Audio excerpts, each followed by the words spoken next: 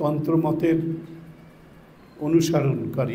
অনুসারী শ্রীরামকৃষ্ণ। তাই শ্রীরামকৃষ্ণ সব মতের পথেই গেছেন, কিন্তু মূলত তিনি বোধহয় তন্ত্রমতেরই অনুসারী ছিলেন। তিনি তন্ত্রের যত 64টি তন্ত্র আছে আমাদের, এই 64টি তন্ত্র মতে তিনি সাধনা করেছিলেন শ্রীরামকৃষ্ণ, এবং প্রত্যেক সাধনায় সর্বোচ্চ সিদ্ধিলাভ তিনি করেছিলেন ভগবান শ্রীরামকৃষ্ণ।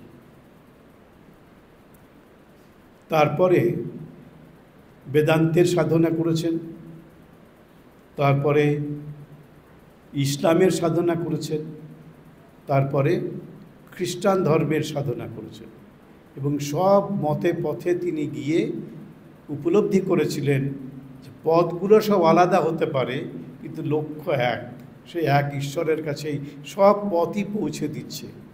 তারপরে সেই অসাধারণ উদ্ঘোষণ বলা উচিত, শ্রীরামকৃষ্ণ করলেন যত মত তত পথ। অসাধারণ উপলব্ধি।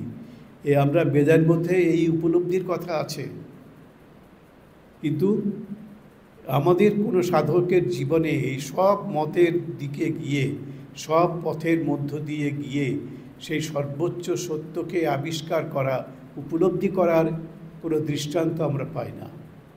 এই সাধনার ইতিহাস, হাজার হাজার বছরের সাধনার ইতিহাসে আমরা এটা পাই না, যেটা শ্রীরামকৃষ্ণের মধ্যে পাওয়া গেল। আমাদের বেদে ঋষিরা এইসব করেছেন, কিন্তু আমরা তো তাদের নাম জানি না সকলের। কারো একজন দুজনের নাম জানি হয়তো। দেখবেন আমাদের যে গোত্র, আপনাদের সকলের গোত্র একটা ঋষির নাম।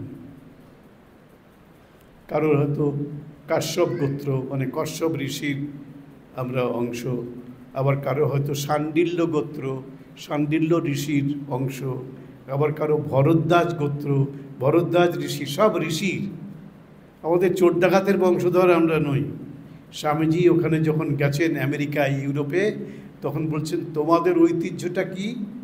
তোমাদের ঐতিহ্য হচ্ছে তোমরা কেউ চোর, কেউ ডাকাতের বংশধর, আর আমরা হচ্ছি ঋষির বংশধর, যারা উপলব্ধিবান ঋষি, যারা সত্যকে আবিষ্কার করেছেন, ঈশ্বরকে উপলব্ধি করেছেন।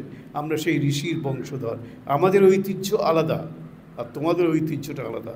তোমরা বোম্বেটা দস্যুতাগিরি করে, ডাকাতি করে, চুরি করে, লম্পট সব লুঠেরা, তোমরা সব তোমাদের সভ্যতার বুনিয়াদ তৈরি করেছো। আর আমাদের সভ্যতার বুনিয়াদ হচ্ছে ঋষিদের উপলব্ধির ভিত্তির ওপরে আমাদের সভ্যতা দাঁড়িয়ে আছে। এটা স্বামী বিবেকানন্দ বিদেশে, মানে পাশ্চাত্য দেশে, ইংল্যান্ডে, আমেরিকায় এই প্রচার করেছিল।